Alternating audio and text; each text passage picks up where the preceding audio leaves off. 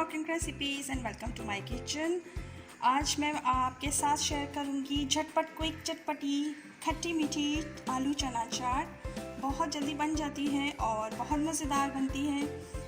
बहुत सारी वैरायटीज़ हैं चना चाट बनाने की और ये सबसे सिंपल वाली है, मैं आपके साथ शेयर कर रही हूँ। तो चलें इस रेसिपी करते हैं शुरू।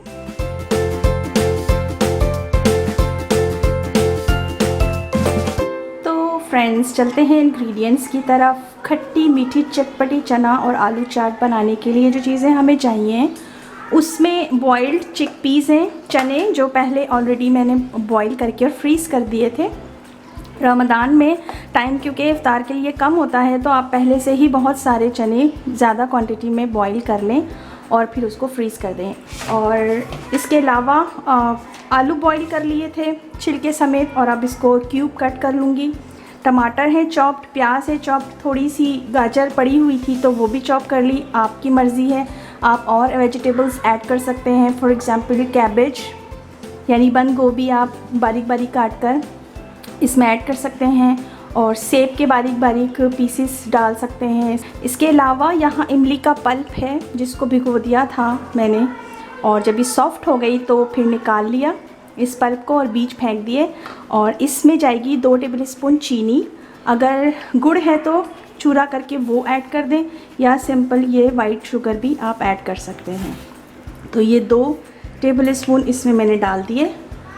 और इसके अलावा चाट मसाला है, कुटी हुई लाल मिर्चें हैं, नमक है और लाल मिर्च पाउडर है।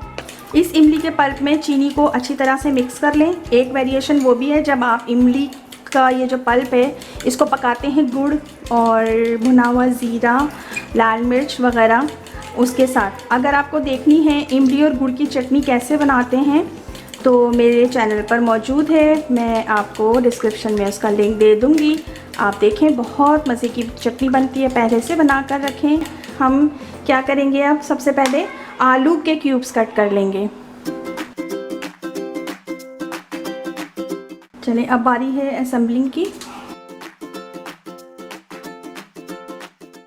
1 टीस्पून नमक पहले थोड़ा सा डालकर देखेंगे, अगर सही हुआ तो ठीक है वरना और बाद में सबसे लास्ट में डालेंगे। फिर 1 टीस्पून लाल मिर्च पाउडर, टमाटर भी इसमें ऐड कर लिया, बाकी चीज़ें भी इसमें थोड़ा सा मिक्स कर लेते हैं।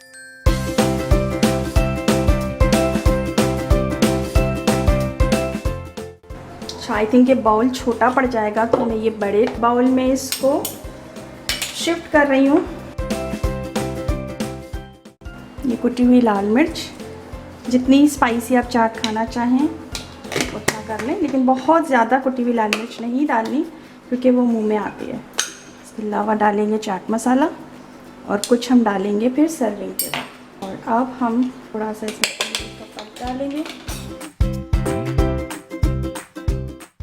बारीक कटा हरा धनिया और पुदीना भी आप ऐड कर सकते हैं इसमें। बहुत मज़ेदार लग रही है और इसको बनाकर पहले से ही फ्रिज में रख दिया करें क्योंकि ये ठंडी भी खाई जाती है।